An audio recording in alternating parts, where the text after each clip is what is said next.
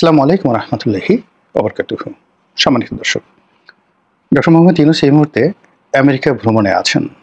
তিনি আসবেন আশা করছি। তো তার এই যে আগমন, আমেরিকা গমন সারা বাংলাদেশকে রীতিমতো উত্তাল করে ফেলেছে।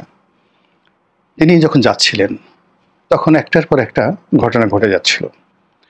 একেবারে যাত্রার শেষ মুহূর্তে তিনি যেভাবে বিএনপির মহাসচিব মির্জা ফখরুল ইসলাম আলমগীর, তারপর জামাতের নেতা এবং এনসিপির নেতা-নেত্রী, মোট এই তিনটি দল থেকে ৬ জনকে রিক্রুট করলেন। তারপর আবার তাদেরকে নিয়ে আমেরিকাতে গেলেন। আমেরিকার যে এয়ারপোর্ট, নিউ ইয়র্ক এয়ারপোর্ট, সেখানে যে ঘটনা ঘটল এবং এখন পর্যন্ত একটার পর একটা ঘটনা যেভাবে ঘটে চলেছে, তাতে করে স্পষ্টতই বোঝা যাচ্ছে যে রাজনীতি তিনি যেভাবে করতে চেয়েছেন এবং যেভাবে পুরো পরিস্থিতি নিয়ন্ত্রণ করতে চেয়েছেন, প্রায় সব ঘটনাগুলোই একইভাবে ঘটেছে। এখানে দীর্ঘদিন ধরে পর্দার আড়ালে অনেকগুলো সমীকরণ হচ্ছিল। অনেকে সন্দেহ করছিল যে ভারতের সঙ্গে বিএনপির একটা সম্পর্ক হচ্ছে। কেউ কেউ বলার চেষ্টা করছিল যে না না, ভারতের সঙ্গে নয়, আসলে মূলত আওয়ামী লীগের সঙ্গে জামাতের একটা সম্পর্ক হচ্ছে। অনেকে বলার চেষ্টা করছিল যে এনসিপি মূলত এখানে ডক্টর মোহাম্মদ ইউনূসকে বাদ দিয়ে বিএনপির সঙ্গে সমঝোতা করে বেশ কয়েকটি সিট পাওয়ার জন্য তদবির করছিল। আর জামাত যে পিআর পদ্ধতির কথা বলছে নির্বাচনে, এটার মূল উদ্দেশ্য মূলত পিআর নয়। মূল উদ্দেশ্য হলো বিএনপির সঙ্গে বার্গেনিং করে কম করে হলো ৩০ থেকে ৩৫টি সংসদীয় আসন বাগিয়ে নেওয়া।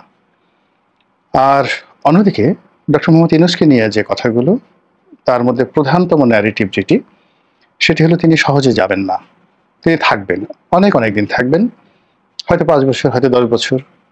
আবার যারা একটু কম চিন্তা করেন তারা বলার চেষ্টা করছে যে তিনি হয়তো এই যে ফেব্রুয়ারি মাসে যে নির্বাচন দেওয়ার চেষ্টা করছেন, সেই নির্বাচন তিনি দেবেন না। এর মধ্যে মার্কিন ডিপ স্টেটের কথা আসছে। তারপরে আমেরিকার সঙ্গে তার কি কি বাণিজ্য রয়েছে, ব্যক্তিগত বাণিজ্য, এবং আমেরিকার কি কি বাণিজ্য রয়েছে বাংলাদেশের ক্ষেত্রে, এগুলো নিয়ে রীতিমতো মহাকাব্য রচিত হচ্ছে। তিনি যখন যাচ্ছেন বাংলাদেশ থেকে, তখন বেশ কয়েকজন সামাজিক ইনফ্লুয়েন্সার হিসেবে পরিচিত, লেখাপড়া জানা, যথেষ্ট লেখাপড়া জানা, শিক্ষিত সজ্জন, তারা অনেকেই দেখলাম কন্টেন্ট তৈরি করেছে যে বাংলাদেশে যে সকল দুষ্প্রাপ্য খনিজ দ্রব্য রয়েছে, এগুলো সাধারণত এশিয়াতেই বেশি হয়। ইউক্রেনে কিছু আছে, চায়নাতে আছে, এবং বাংলাদেশে বিপুল পরিমাণে আছে বলে ধারণা করা হচ্ছে। এই দুষ্প্রাপ্য যে খনিজ দ্রব্যগুলো, এগুলো মূলত ইলেকট্রনিক্স আইটেম, আমাদের যে মোবাইল টেলিফোন থেকে শুরু করে কম্পিউটারে যে ডিভাইসগুলো তৈরি হয়, এমনকি বিভিন্ন এই যে অত্যাধুনিক যন্ত্রপাতি, ফাইটার প্লেন, কামান, মানে যেখানে যত ইলেকট্রনিক সার্কিট রয়েছে, সেই সার্কিটগুলো যাতে গরম না হয়ে যায়, এই জন্য একটা বিশেষ খনিজ পদার্থ এই সার্কিটের সঙ্গে যুক্ত করতে হয়, যেগুলো তাপে চাপে সহজে গরম হয় না। তো এইগুলোকে অতি প্রয়োজনীয় এবং দুষ্প্রাপ্য খনিজ দ্রব্য বলা হয়। সারা পৃথিবীতে এ যাবৎকালে আবিষ্কার হওয়ার পর মাত্র ১৭টি এরকম দুষ্প্রাপ্য খনিজ দ্রব্য পাওয়া গিয়েছে। আর এই সকল ১৭টি দুষ্প্রাপ্য খনিজ দ্রব্যের মধ্যে বাংলাদেশে মাত্র ৯, বিস্ময়করভাবে যেটি বলা হচ্ছে যে এই ১৭টি দুষ্প্রাপ্য খনিজ দ্রব্যের মধ্যে বাংলাদেশে ৮টি পাওয়া যাবে বা ৮টির সম্ভাবনা রয়েছে। এরকম একসঙ্গে ৮টি খনিজ দ্রব্য একক কোনো ভূখণ্ডে, তাও আবার বাংলাদেশের মতো একটি ছোট ভূখণ্ডে পাওয়া যাবে, এরকম সম্ভাবনা পৃথিবীর অন্য কোনো ভূখণ্ডে নেই। এখন প্রশ্ন হলো যে এই দুষ্প্রাপ্য খনিজ দ্রব্যগুলো আমেরিকা বাংলাদেশ থেকে নেওয়ার জন্য, এক্সপ্লোর করার জন্য নানা রকম ফন্দি ফিকির করে যাচ্ছে। এবং তাদের এইরকম আরো কয়েকটি জোন রয়েছে, যেমন এই যে গাজা, ছোট্ট একটা অঞ্চল, ফিলিস্তিনের গাজা। গাজা নিয়ে আমেরিকা এত কেন লম্ফজম্প করছে?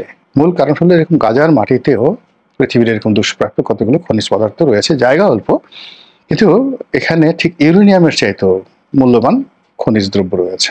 তো বাংলাদেশের ক্ষেত্রে বলা হচ্ছে যে এরকম খনিজ দ্রব্য রয়েছে। আমরা ৮০ দশকে দেখেছিলাম যে কক্সবাজার যে সমুদ্র সৈকত, সেখানে ব্ল্যাক ডায়মন্ড রূপে বলা হয়েছিল কালো বালি, এক ধরনের কালো বালি সমুদ্র সৈকতে দেখা যায়। এগুলোর যে মূল্য, যেগুলোর মূল্য মানে সাধারণ আমরা কল্পনাও করতে পারি না, কিন্তু আমরা প্রযুক্তির কারণে চট্টগ্রাম সমুদ্র বন্দরের থেকে শুরু করে একেবারে টেকনাফের উখিয়া পর্যন্ত যে বিশাল তট রয়েছে, সেই তটে এই ব্ল্যাক ডায়মন্ডকে আমরা কাজে লাগাতে পারিনি, এবং এগুলো নেওয়ার জন্য মূলত পশ্চিমা রাষ্ট্রগুলো বিশেষ করে আমেরিকা উন্মুখ হয়ে আছে। এখন যারা ডক্টর মোহাম্মদ ইউনূসের সমালোচনাকারী তাদের বক্তব্য হলো যে ডক্টর মোহাম্মদ ইউনূস এই জিনিসগুলো নিয়ে আমেরিকার সঙ্গে বার্গেনিং করবেন। তিনি আমেরিকাকে যদি এই সুযোগ দেওয়া হয় তাহলে তিনি কি সুযোগ পাবেন? তিনি কি অগণিত সময়, অনির্ধারিত সময় বাংলাদেশের রাষ্ট্র ক্ষমতায় থাকতে পারবেন? এই বিষয়গুলো নিয়ে কিন্তু আলাপ আলোচনা হচ্ছে। এর কারণ হলো এইবার তিনি যে কারণে গিয়েছেন সেখানে, এটা কেবলমাত্র একটা ভাষণ নয়। এখানে তিনি তার বিরাট লটবহর নিয়ে গেছেন এবং তাকে যেতেই হবে। যাওয়ার জন্য তিনি যাদেরকে নিয়ে গেছেন রাজনৈতিক দলের নেতৃবৃন্দ সবাই ঠাট্টা করে বলার চেষ্টা করছে মূলত তাদেরকে তিনি ঢাল হিসেবে নিয়েছেন, এবং এটা যে কাজের কাজ হয়েছে এটা স্পষ্টতই বোঝা যাচ্ছে। কারণ হলো ওখানে এনসিপির যে নেতা তাকে ডিম মারা হয়েছে, তারপর তাসনিম যারা তাকে ঘিরে অকথ্য গালিগালাজ করা হয়েছে, মির্জা ফখরুল সাহেবকেও রেহাই দেওয়া হয়নি। কেবলমাত্র জামাতের যিনি গেছেন নেতা, সেই জামাতের নেতাকে মূলত